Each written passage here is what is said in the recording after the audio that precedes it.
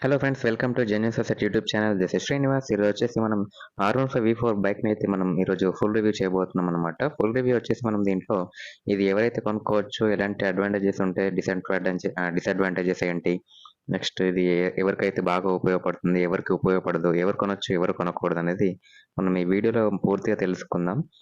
So finally మీరు చూసినట్లయితే ఇది మనకి ట్రాక్షన్ కంట్రోల్ అండ్ ఏబిఎస్ ఉండడం వల్ల కింద పడే ఛాన్సులు ఉండవు. చాలామంది నన్ను ఇది అంటే కొంతమంది దీని గురించి నాలెడ్జ్ లేని వాళ్ళైతే ఇది పెద్ద బగ్స్ స్కిడ్ అయ్యే అవకాశం ఉంటే కింద పడితే మొత్తం పాడైపోతుంది బైక్, కొని వేస్ట్ అని అనుకుంటూ ఉంటారు.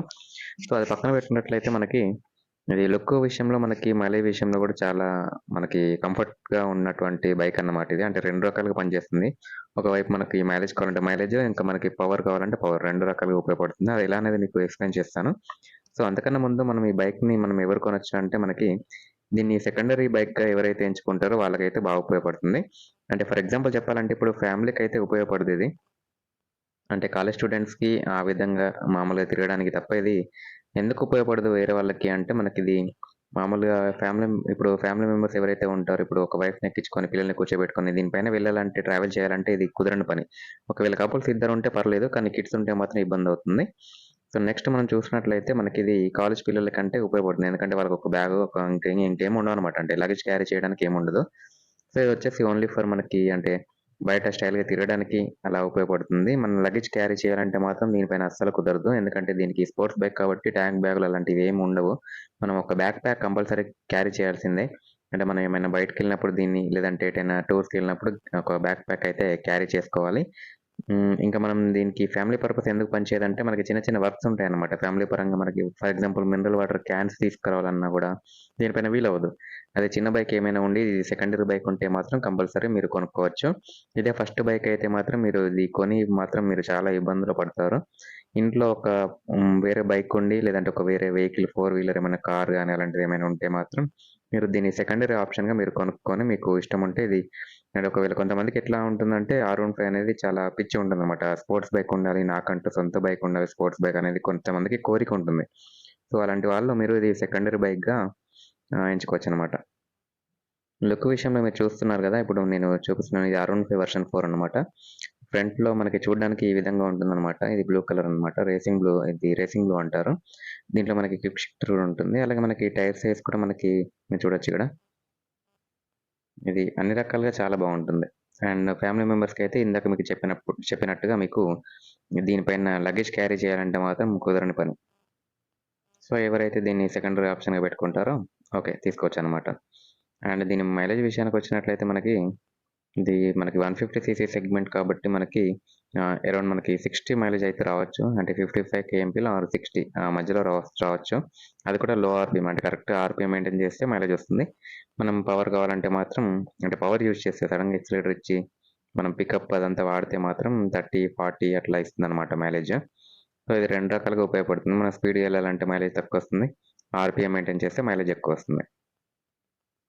సో ఇప్పుడు మనం కీ ఆన్ చేసి మనం చూద్దాం. సో మీరు టాప్ నుంచి వ్యూ చూసినట్లయితే ఈ విధంగా ఉంటుందన్నమాట. చూడొచ్చు మీరిక్కడ. సో ఇక్కడ నేను స్పెట్స్ అయితే పెట్టాను. ఇక్కడ చిన్నగా కొంచెం స్టోరేజ్ ఉంది. సో ఇప్పుడు నేను కీ ఆన్ చేస్తున్నాను. కీ ఆన్ చేసిన తర్వాత మనకి ఇలా ఇన్‌స్ట్రుమెంటల్ క్లస్టర్‌లో ఈ విధంగా మనకి కనబడుతుందన్నమాట. సో ఇక్కడ మీరు చూసినట్లయితే ఇందాక నేను స్టార్టింగ్‌లో చెప్పాను కదా! ట్రాక్షన్ కంట్రోల్ ఆన్ అని ఉంది. టీసీఎస్ ఆన్ అని ఉంది. టీసీఎస్ అంటే ట్రాక్షన్ కంట్రోల్ సిస్టమ్, అది ఆన్ అని ఉంది. సో ట్రాక్షన్ కంట్రోల్ ఏంటంటే, మనకి ఎక్సిలరేటర్ సడెన్‌గా ఎక్కినప్పుడు మనకి పవర్ ఎక్కువ ఉంటుంది కాబట్టి, స్పోర్ట్స్ బైక్ కాబట్టి వీల్ అనేది రొటేట్ అయ్యి మన కింద స్కిడ్ అయ్యి కింద పడకుండా ఇది ట్రాక్షన్ కంట్రోల్ ఆన్‌లో ఉండడం వల్ల మనకి వీల్ అంటే పవర్ కట్ ఆఫ్ అయిపోతుంది. ఒకవేళ సడెన్‌గా ఎక్సిలరేటర్ ఇచ్చినా కూడా మనకి స్కిడ్ ఏరియాస్‌లో పవర్ కట్ ఆఫ్ అయిపోతుందన్నమాట. వీల్ అనేది రొటేట్ అవ్వదు. మనకు స్కిడ్ అయ్యే ఛాన్స్ ఉండదన్నమాట. So that is traction control అన్నమాట. ఇది ఆఫ్ చేయాలంటే కూడా ఇక్కడ మీరు చూసినట్లయితే ఇక్కడ ఇన్ఫో బటన్ ఉంది కదా! నేను కొంచెం దగ్గరికెళ్ళి చూపిస్తున్నాను కెమెరా. ఇక్కడ ట్రిప్ అండ్ ఇన్ఫో అని ఉంది కదా! సో ఇన్ఫో బటన్ నొక్కి పట్టుకుంటే ఇట్లా ఇది ఒకసారి నొక్కితే మనకి ఆప్షన్స్ అన్ని చేంజ్ అయిపోతా ఉంటాయి. అది నొక్కి పట్టుకుంటే ట్రాక్షన్ కంట్రోల్ ఆఫ్ అయిపోతుందన్నమాట. సో నేను ఇది నొక్కుతున్నాను, మీరు చూడొచ్చు. ఇన్ఫో బటన్ నొక్కిన కొద్దీ మనకి ఇక్కడ ఆప్షన్స్ ఇంకా డిఫరెంట్ ఆప్షన్స్ వస్తూ ఉంటాయి. కూలెంట్ వచ్చింది అంటే టెంపరేచర్ అన్నమాట. ఇంజిన్‌లో ఎంత టెంపరేచర్ ఉందనేది కూలెంట్, ఇది ట్రాక్ వ్యూ, ఇంకా ఇట్లా మనం మార్చుకోవచ్చు. యావరేజ్, టీసీఎస్ వచ్చేసింది మళ్ళీ. ఇప్పుడు టీసీఎస్ పైన ఉన్నప్పుడు మనం ఇది ఆఫ్ చేసుకోవాలనుకుంటే మనం దాని ఇన్ఫో బటన్ నొక్కి పట్టుకుంటే అలాగే ఆఫ్ అయిపోతుంది. ఆఫ్ అయిపోయింది, మీరు చూడొచ్చు ఇక్కడ. టీసీఎస్ అనే ఒక లైట్ కూడా వచ్చింది మనకి ఇన్‌స్ట్రుమెంటల్ క్లస్టర్ పైన. అండ్ రైట్ సైడ్ చూసినట్లయితే ఏబిఎస్ లైట్ ఉంది. అది బైక్ ఆగి ఉన్నప్పుడు అది లైట్ కామన్‌గా ఉంటుంది. మనం జర్నీ చేసి అంటే ఫస్ట్ గేర్ ఏసి కొంచెం ముందుకెళ్ళంగానే ఏబిఎస్ అనేది యాక్టివేట్ అయిపోతుందనమాట. దీన్ని ఆన్ ఆఫ్ చేసుకోవడానికి మాన్యువల్‌గా ఏముండదు. అది ఆటోమేటిక్ అది. ఎందుకంటే ఏబిఎస్ కంపల్సరీ మనకి బైక్‌కి. ఈ ట్రాక్షన్ కంట్రోల్ ఒకటి మన కంట్రోల్‌లో ఉంటుంది. ఆన్ ఆఫ్ చేసుకోవచ్చు. ఈ ట్రాక్షన్ కంట్రోల్ ఆన్‌లో ఉంటే మంచిదే కదా! ఆఫ్ చేసుకోవడం ఎందుకని మీకు డౌట్ రావచ్చు. అంటే మనకది అప్పుడప్పుడు ఇగ స్పోర్ట్స్ బైక్‌లో మనం కొంచెం స్టంట్లు చేయాలన్నా గూడా వీలీ అంటే 360 డిగ్రీ తింపాలన్నా గూడా ఇది ట్రాక్షన్ కంట్రోల్ ఉంటే బండి తిరగదు. వీల్ రొటేట్ అవ్వదు కాబట్టి ఇది ఆఫ్ చేసుకోవాలన్నమాట. ట్రాక్షన్ కంట్రోల్ ఆఫ్ చేసుకుంటే ఓకే. నెక్స్ట్ ఇప్పుడు నేను స్టార్ట్ చేస్తున్నాను. సో, బైక్ అయితే స్టార్ట్ చేశాను. మీరు చూడొచ్చు ఇక్కడ. ఇది వీవీఏ టెక్నాలజీ ఉన్నటువంటి బైక్. 7000 ఆర్‌పిఎం దాటిన తర్వాత మనకి వీవీఏ యాక్టివేట్ అయిపోతుంది. వీవీఏ అంటే వేరియబుల్ వాల్యూ యాక్చుయేషన్. అంటే మనకి హై స్పీడ్స్‌లో కూడా మనం మంచి పికప్ ఉండడానికి సెపరేట్ వాల్ అయితే ఓపెన్ అవుతుందన్నమాట. యాక్టివేట్ అవుతుందన్నమాట. సో, ఇక్కడ మనం చూసినట్లయితే బ్యాటరీ ఇవన్నీ ఆప్షన్స్ అయితే ఉన్నాయి. చూడొచ్చు. 7000 ఆర్‌పిఎం దాటిన వెంటనే మనకి వీవీఏ అని ఇక్కడ కనిపిస్తుంది ఇన్‌స్ట్రుమెంట్ క్లస్టర్‌లో. అండ్ అలాగే పైన కూడా మనకు వైట్ కలర్‌లో షిఫ్ట్ లైట్స్ అయితే కనిపిస్తున్నాయి. చాలా స్టైలిష్‌గా ఉన్నాయి షిఫ్ట్ లైట్స్. మనకి ఇది వీవీఏ అంటే మీకు ఇందాక చెప్పాను గదా! సెపరేట్ ఒక వాల్ అంటే 7000 ఆర్‌పిఎం రీచ్ అవ్వంగానే సెపరేట్ వాల్ ఒకటి యాక్టివేట్ అవుతుంది. అంటే ఫ్యూయల్ ఎక్కువ తీసుకుంటుంది. అండ్ మనకి హై హై స్పీడ్స్‌లో కూడా మనకి పవర్ అయితే ఎక్కువొస్తుందనమాట. చూడొచ్చు 7000 ఆర్‌పిఎం దాటంగానే ఇక్కడ వీవీఏ అని పడింది. ఈ బైక్ పైన మెన్షన్ చేశారు మీరు చూడొచ్చు ఇక్కడ. వీవీఏ అని. వేరియబుల్ వాల్యూ యాక్చుయేషన్ అని. సో, మనకొకటి ఫోర్త్ వాల్ అయితే యాక్టివేట్ అయిపోయి మనకి హై స్పీడ్స్‌లో కూడా సేమ్ పికప్ అయితే ఉంటుంది. స్పోర్ట్స్ బైక్ కాబట్టి ఈ విధంగా టెక్నాలజీ ఇచ్చారు.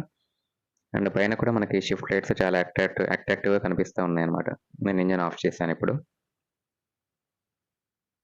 నెక్స్ట్ ఇక్కడ చూసినట్లయితే మనకి ఇక్కడ ట్రిప్ బటన్ ఉంది. దీని గురించి మనం తెలుసుకుందాం ఇప్పుడు. ఇక్కడ మీరు పైన చూడొచ్చు. మనకి ఓడోమీటర్ అంటే ట్రిప్ 1 ఉంది. ఈ ట్రిప్ 1, ట్రిప్ 2 ఇంకా ఇవన్నీ రీసెట్ చేయాలన్నా కూడా ఇక్కడ ఈ ట్రిప్ బటన్ నొక్కిన కొద్దీ మనకి ట్రిప్ 2 వచ్చింది. ఇప్పుడు మీరు చూడొచ్చు. సో, ఇలా నొక్కిన కొద్దీ మనకి ఓడోమీటర్ రీడింగ్ వచ్చింది. ఇలా మన ట్రిప్ ఏ ట్రిప్ 1 అవి చూడాలంటే అది బటన్ ఉపయోగపడుతుందన్నమాట ట్రిప్ బటన్. ఒకవేళ రీసెట్ చేయాలన్నా కూడా ట్రిప్ బటన్ కాసేపు నొక్కి పట్టుకోవాలి. హోల్డ్ చేసి పట్టుకుంటే రీసెట్ అయిపోతుంది. 0 అయిపోతుంది. ఓడోమీటర్ తప్ప ట్రిప్ 1, ట్రిప్ 2 2 0 చేసుకోవచ్చు. సో, బైక్ అయితే మనం 360 డిగ్రీస్‌లో మనం చూస్తా ఉన్నాం ఇప్పుడు. చూడడానికైతే లుక్ మాత్రం చాలా స్టైలిష్‌గా ఉంటుంది. ఇది ఎట్లా అంటే అట్లా మనం మోడిఫికేషన్ కూడా చేసుకోవచ్చు. R15లో ఉన్నటువంటి స్పెషాలిటీ అదే అన్నమాట. అండ్ ఏమైనా పార్ట్స్ ఏమైనా పోయినా కూడా మనం ఏదంటే అది మనం నచ్చింది ఏసుకోవచ్చు. R15కి చాలా పార్ట్స్ అవైలబుల్‌లో ఉంటాయి. నెక్స్ట్ మనం డిస్క్‌లు 2 ఎనకాల కూడా ముంగట కూడా మొత్తం డిస్క్ బ్రేక్స్ ఉంటాయి. లోపల చూసినట్లయితే రేడియేటర్ ఉంటుంది. మీరు చూడొచ్చు ఇక్కడ. ఇది లిక్విడ్ కూలింగ్ సిస్టమ్ అన్నమాట. సో, రేడియేటర్ ఉంటుంది. కూలెంట్ ఆయిల్ ఉంటుందన్నమాట. అండ్ మనకి డ్యూయల్ ఛానల్ ఏబీఎస్ కూడా ఉంటుంది. కింద పడే ఛాన్స్‌లు అయితే అస్సలుండవు. ఇక్కడ మనం చూసినట్లయితే వీవీఏ టెక్నాలజీకి సంబంధించినటువంటి లోగో అంటే టెక్స్ట్ అయితే రాశారనమాట. నెక్స్ట్ మనకి 2 టైర్లకి 2 డిస్క్‌లు వస్తూ ఉన్నాయన్నమాట. నెక్స్ట్ ఇది డ్యూయల్ ఛానల్ ఏబీఎస్. ఏబీఎస్ ఉంటుందని చెప్పాను కదా! 2 టైర్లకి ఏబీఎస్ ఉంటుంది. అండ్ డ్యూయల్ ఛానల్ ఏబీఎస్ ఉంటుందన్నమాట. ఇక్కడ మీకు టైర్ సైజ్ చూడొచ్చు ఇక్కడ. టైర్ సైజ్ కూడా మీకు చూపిస్తున్నాను ఇక్కడ. సో, మెయింటెనెన్స్ విషయానికొచ్చినట్లయితే ఇది కూడా మనకి జీరో మెయింటెనెన్స్ ఏముండదు. Only engine oil, oil filter అంతే. అంతకుమించి ఏముండదు. ఇంకా ఎయిర్ ఫిల్టర్స్ అంటే అవి కామన్ ఇంక అన్ని బైక్‌లకు ఉండేదే. కాబట్టి మనకి ఎక్కువ ఖర్చు కూడా ఏముండదు. మైలేజ్ కూడా బానే ఇస్తూ ఉంటుంది. Time to time engine oil change చేసుకుంటూ ఉండాలన్నమాట. బ్రేక్స్ కూడా మనం నార్మల్‌గా వాడితే నాకు ఇంతవరకైతే నేను చాలా రోజుల నుంచి వాడుతున్నా. ఇంతవరకు బ్రేక్ ప్యాడ్స్ కూడా యూజ్ చేయలేదు. ఇది వచ్చేసి రోటరీ, ఇది వచ్చేసి డిస్క్. ఇది కాలిపర్స్ అన్నమాట. బ్రేక్ ప్యాడ్స్ ఉంటాయి. సో, నేను ఇంతవరకైతే బ్రేక్ ప్యాడ్స్ కూడా చేంజ్ చేయలేదు. ఎందుకంటే నేను బ్రేక్స్ ఎక్కువ యూజ్ చేయను.